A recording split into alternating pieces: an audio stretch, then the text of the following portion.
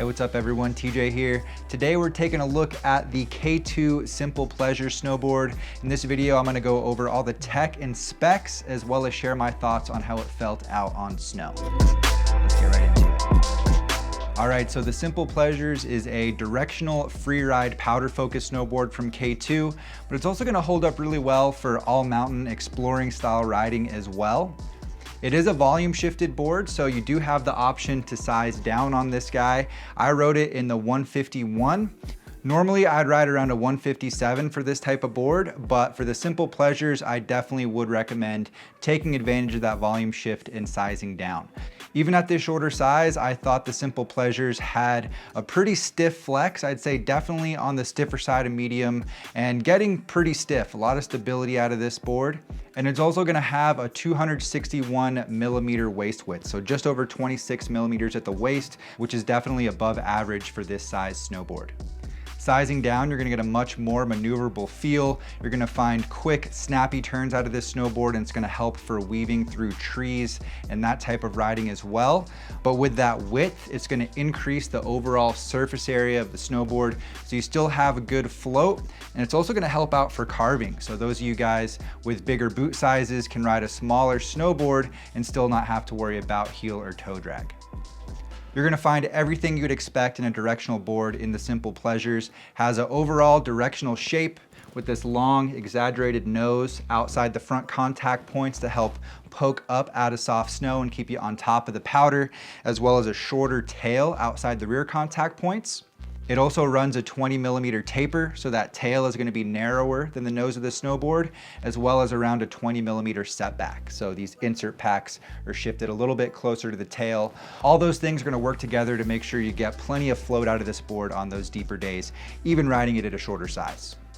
This board does have a camber dominant profile, and it's gonna be a directional camber. So pretty much full camber from the tail all the way out to around the front insert pack, where it starts to rocker out all the way up to the end of the nose. It's one of my favorite camber profiles for more carving powder focus style snowboards, because on hard pack, where you're really just using the board between the contact points, it's gonna have that more stable, energetic camber feel. But in soft snow, where you're using the full length of the board from the very tip to the very tail, that rocker is really gonna come into play, keeping that nose wanting to plane up out of the powder on top of the snow and helping you out just that much more to get solid float. You're also gonna find a high-end sintered base in this snowboard. So you're definitely gonna wanna make sure you're waxing it regularly, but it's a really fast base, it's more durable, and it comes stock from the factory with structure as well. I spent a few days out there testing this board, a good amount of time carving with it out in Whistler, and I think that's probably the biggest standout for me with the Simple Pleasures as far as the feel goes. It is a really fun snowboard for carving. The side cut comes in right at 7.4 meters. So it's a pretty average side cut radius. You can get those more energetic, snappy turns even at more moderate speeds. But really, the whole range of specs in this board all work together to give you that above average carving experience. The width, the stiffer flex, the camber dominant profile, the setback, the taper, all those things are gonna work together to give you an amazing feel when you're out there carving. This board locks in really well and has great edge hold as you're driving through turns. Even at higher speeds, it's gonna deliver a really powerful, locked in feeling for pretty much any style of carve that you're out there trying to do.